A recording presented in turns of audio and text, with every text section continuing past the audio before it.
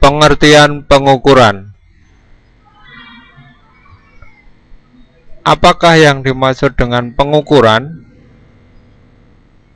Untuk mengetahui hal tersebut, perhatikan uraian berikut. Misalkan kamu dan adikmu melakukan pengukuran panjang meja dengan langkah. Pasti hasil pengukuran yang dilakukan olehmu dan adikmu menggunakan satuan langkah. Misalnya, jika menggunakan satuan langkahmu, maka hasilnya panjang meja itu sama dengan 2 langkah dari kakimu. Akan tetapi, bila menggunakan satuan langkah adikmu, maka panjang meja itu sama dengan 3 langkah dari kaki adikmu. Jadi jelas, di sini terdapat perbedaan hasil. Perbedaan hasil ini menunjukkan bahwa hasil pengukuran itu bergantung pada satuan yang digunakan. Saya ulangi bahwa pengukuran itu bergantung pada satuan yang digunakan. Dengan demikian, pengukuran itu didefinisikan sebagai suatu proses membandingkan suatu besaran dengan besaran lain atau besaran yang sejenis yang dipakai sebagai satuan. Oke, saya ulangi definisi dari pengukuran. Pengukuran didefinisikan sebagai suatu proses membandingkan.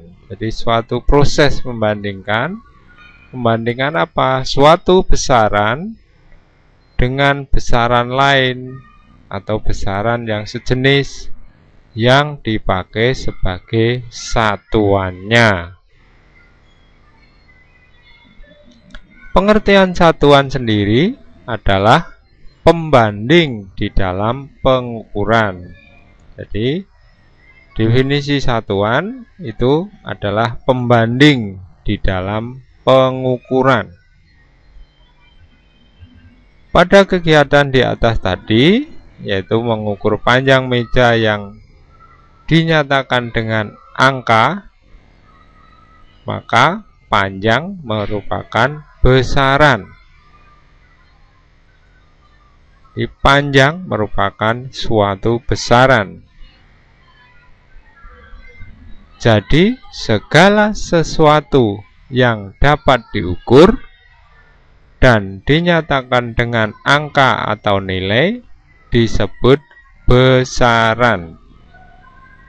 Besaran itu adalah pengertiannya segala sesuatu yang dapat diukur dan dinyatakan dengan angka atau nilai, yaitu pengertian besaran.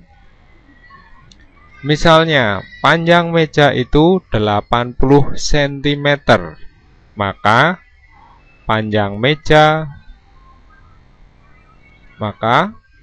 merupakan besaran. Dengan 80 itu sebagai nilai dan sentimeter itu sebagai satuannya. Jadi panjang meja itu 80 cm, maka dari pernyataan di atas panjang itu sebagai besaran, 80 itu merupakan nilainya, sentimeter itu merupakan satuannya. Contoh yang lain, massa benda itu 4 kg. Jadi dari pernyataan itu massa benda 4 kg. Artinya massa itu merupakan besaran.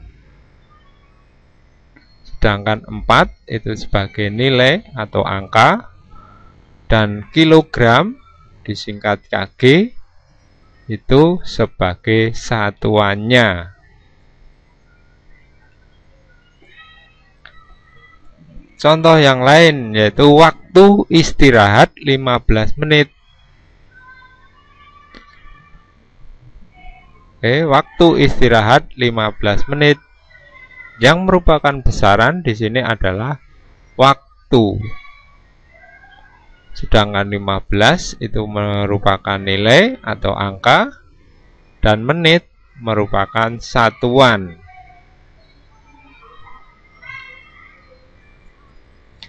Beberapa contoh besaran yang mempunyai nilai dan satuan berdasarkan pembagiannya dapat kamu lihat pada tabel berikut.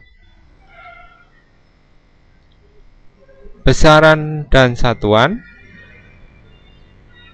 misalnya panjang 80 cm, maka di sini panjang itu besaran, 80 nilai, dan cm itu adalah satuannya. Contoh yang lain, massa 4 kg, artinya massa itu besaran, 4 itu merupakan nilainya, dan kilogram itu satuannya. Kemudian waktu 15 sekon, artinya waktu itu sebagai besaran, 15 merupakan nilai atau angka, dan sekon itu satuannya. Sedangkan pernyataan berikut seperti kecantikan, keburukan, dan kebaikan dari seseorang itu tidak termasuk besaran di dalam fisika. Mengapa? Karena kecantikan, keburukan, dan kebaikan itu tidak dapat diukur dan tidak dapat dinyatakan dengan angka. Jadi kata kecantikan, keburukan, dan kebaikan tidak dapat diukur dan juga tidak dapat dinyatakan dalam angka atau nilai. Pengertian pengukuran sendiri, itu pengertiannya atau definisinya adalah, pengukuran adalah suatu proses membandingkan suatu besaran dengan besaran lain atau yang sejenis yang dipakai sebagai satuan. Oke, tadi di pembahasan di atas sudah saya sebutkan definisi dari pengukuran. Sekarang kita ulangi lagi. Pengukuran itu definisinya atau pengertiannya adalah suatu proses membandingkan. Jadi ketika kamu mengukur, itu pasti membandingkan suatu besaran dari alat ukur itu dengan yang akan diukur dengan besaran lain. Jadi alat ukurnya yang sejenis, misalnya mengukur panjang, maka menggunakan meteran.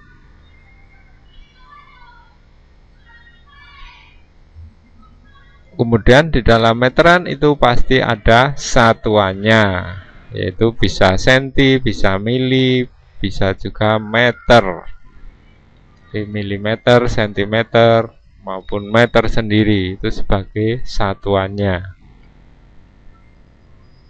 Oke, sedangkan besaran tadi juga sudah saya jelaskan di atas. Kita ulangi lagi. Pengertiannya atau definisinya adalah sesuatu yang dapat diukur dan dinyatakan dengan angka atau nilai. Juga memiliki satuan. Kemudian pengertian satuan sendiri tadi di atas juga sudah saya jelaskan, itu adalah pembanding di dalam melakukan pengukuran.